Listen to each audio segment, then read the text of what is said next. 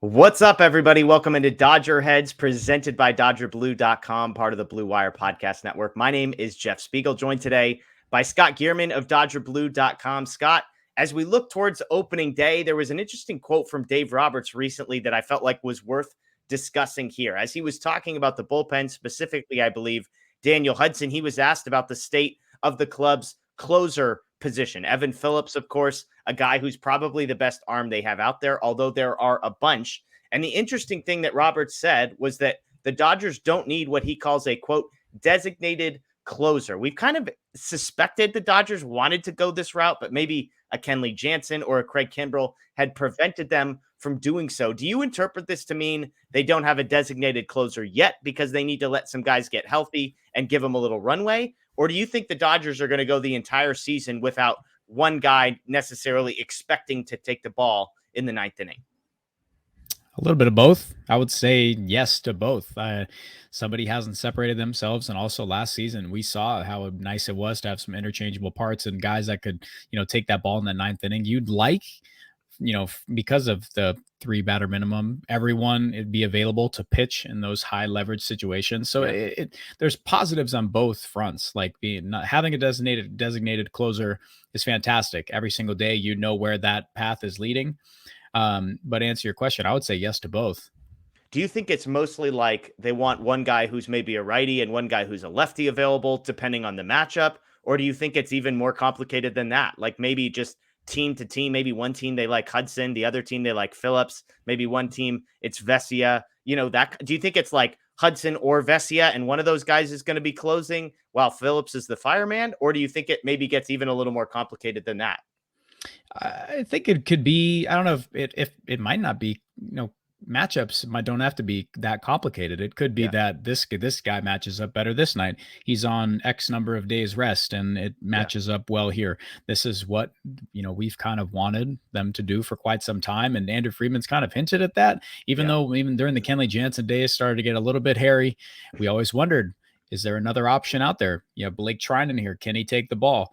So having enough, and by the way, I just have to say this before I forget.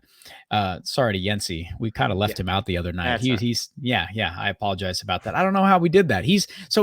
Point being is that Evan Phillips, fireman, he's one of the best in the game. And do you think that's his role? Like, do you think Phillips is out of the closer conversation because he's going to be the guy that just gets deployed kind of in the most important moment? And then maybe sometimes that's the ninth inning, but primarily he's like a seventh or eighth inning guy whenever they need him. I'll answer it. And I want to hear how what you say with that.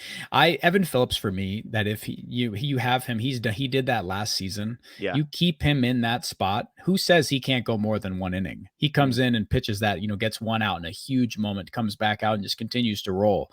Yeah. I think I like that for him. I like saving your best arm, honestly.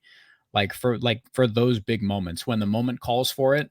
I never want to have that image with your closer standing in the bullpen, hand on the hip. I never want that to happen. If he's available, deploy him. Have everyone ready to pitch in that big spot. What do you think about that? Yeah, I agree. I mean, you look like when you think of a fireman, basically you're talking about the guy that this is sort of a new last couple of years type of position, but it's basically the reliever who comes in what you believe to be the most important moment. So if you've got a 2-run lead and all of a sudden the reliever gives up, a single and a double and it's runners on second, third with one out in the seventh inning, then you've got your best reliever there because chances are that's the most intense moment. If you can get out of that, it's possible the ninth inning is going to be way more of a snoozer. Or if it's the top of the eighth inning, but Machado, Soto, and Tatis are due up for the Padres, you're not going to save your best pitcher for the bottom of the lineup just so you can save him for the ninth. So that's the fireman role. And when you look at the Dodgers, the most important thing you look at for that role is strikeouts. You want a guy who's not going to give up contact because chances are he's coming into a game with runners on base, potentially runners in scoring position, meaning even a fly ball or a ground out are going to be run. So you look at the Dodgers last season, strikeout percentage is what I'm looking at. Obviously, Blake Trinan, small sample size, we're not counting him, but among relievers that are still on the team, Alex Vesia struck out about 35% of guys that he faced. Evan Phillips struck out 33%. Daniel Hudson struck out 31%. So I think you could make a case really for any of those guys. Now, you mentioned durability. Phillips gave you 64 appearances, 63 innings. Vesia gave you 63 appearances. So I think both of those guys, I think I would just kind of lean on those two. and say, what's the situation, especially Vesia with the lefty. If you bring him in the middle of an inning, then it's possible that the 3 batter rule doesn't end up affecting him. So I would guess that it's some combination of Vesia and Phillips as your fireman role, and then Daniel Hudson is maybe the guy who ends up with the most saves. If Vesia doesn't get used earlier, then maybe he picks up a save or two later on. But I would imagine that my guess is Phillips and Vesia are fireman roles, and Daniel Hudson is the guy that kind of gets the bulk of some saves, maybe some Yency Almonte mixed in as well. What do you like if you had to guess right now? We're sitting here in the middle of March. Who do you think finishes the season, assuming health, with the most saves for the Dodgers? I'd go with Daniel Hudson. I agree. Fully agree with that. And I also wanted to bring up a point, Alex Vesia, what a guy, right? So he doesn't have splits that's heavy lefty righty. He had 34 innings against right-handers. So the Dodgers trust him a ton. So that's a lot. And with whereas 24 and a third or 20 and a third against left-handers. So he's able to go out there and get both sides of the plate out. So it's just really fantastic. It's just exactly what you want out of a bullpen. Just for me, I think that, when you don't have a guy, it's good to have everyone prepared. Like you go on Fangraphs and they have 4 or 5 guys listed as the Dodgers closer. That tells you all you need to know. So it's like they're ready.